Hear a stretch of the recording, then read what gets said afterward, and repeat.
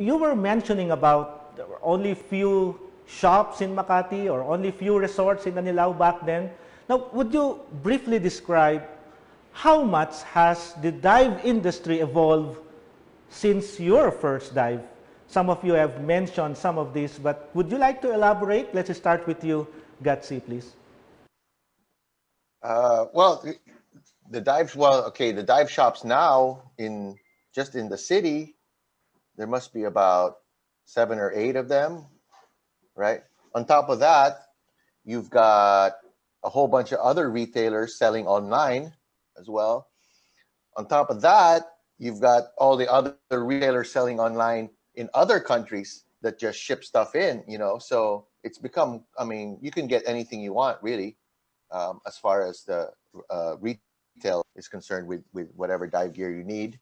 And then as far as the resorts go, I mean, an example would be for Anilao. I think Anilao's probably got, 30 to 50 resorts there now. There's very few patches of coast on the Anilao, Sulo, and the other barangays all along that coast, all the way to Mainit. There's very little section of that that's pretty much doesn't have somebody's residential house or an actual resort on it. So I mean, and the choices are, it was like Lynn was saying, it used to be just staying in a place that was pretty much that looked like that was made out of placemats.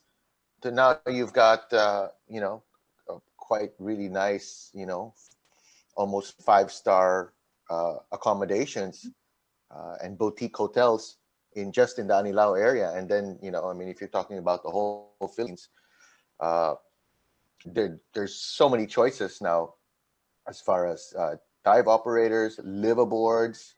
I mean, I think there must be at least 10 to 12 different liveaboards operating to Bataa when it used to be just 1 or 2 boats every year for a long time, right? So, I mean, it's called growth, right? Everything, and there's a lot more people diving now, right? It's not considered such a extreme sport, before, in the 70s or 50s or 60s, if you told people you're going to go underwater, they think, oh my God, you're an explorer and you're crazy. You're going to die, right? But now, now it's safe, and it's a recreation that whole families do together. So it's a changed world, actually, as far as the diving goes. And Philippines is keeping up with it, right? That's the cool thing. And of course, the training module continuously being developed, right, to become more professional and at par with the standards worldwide. How about you, Bo, especially in that part of the Philippines, in the Visayas? Well, I guess it evolved more naturally than anything else. People at the time didn't have a playbook. They didn't know what was going on. They just knew that there were other people that wanted to go diving, and we could take them. And from there, they started going out and finding new dive destinations, new dive sites. This all started in Mactan, and then people would go out to, let's say, down south in Cebu. A story I heard from back in the day is how they found Walwal. One of the divers from Cebu was a pilot, and he flew his plane over that section of the south of Cebu. And, he was flying low, and he could say, oh, that reef there is the next best thing. And the week after, they came down with their cars and everything. They drove through what seemed like a little forest and just parked under a tree and swam out. I remember one of my first dives there that the coral was so thick. I made a mistake of coming out during low tide, and I had gashes on my knees just because you had to get through all this coral in the shallows.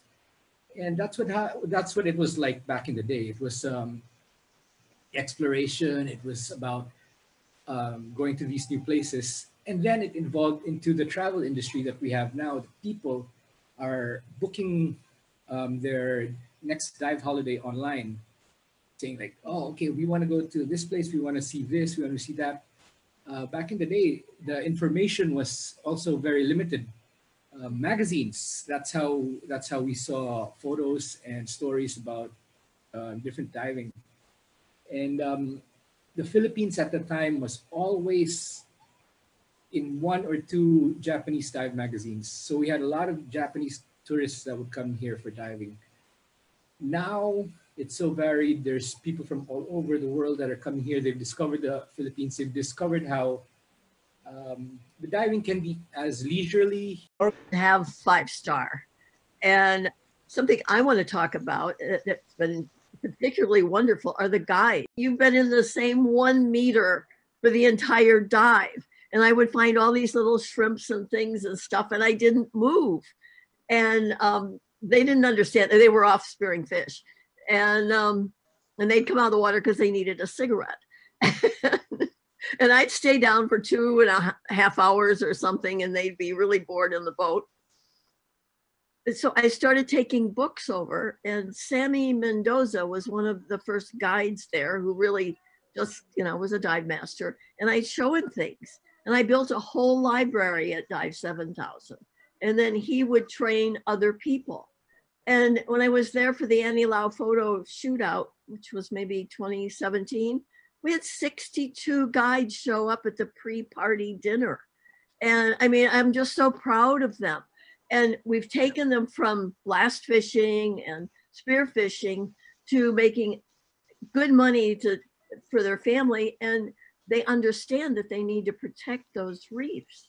And it's just, it's the greatest place in the world to dive. And one other thing I did do, the Philippines would go to Dima, and they would have a picture of an overexposed Boracay beach in the booth. So I would take the people running it to the Caribbean booths.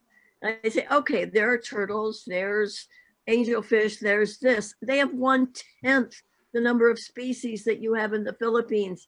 We have got to show what you've got, all the rare stuff in the Philippines.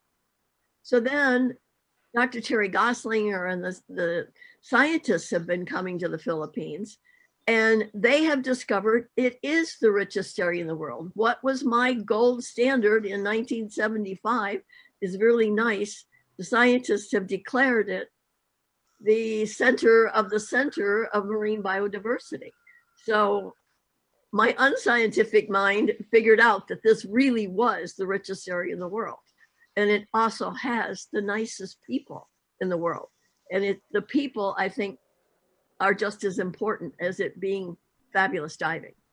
I fully agree with you, Lynn. Yes, of course. It's the people in the industry that is making it more fun to dive in the Philippines.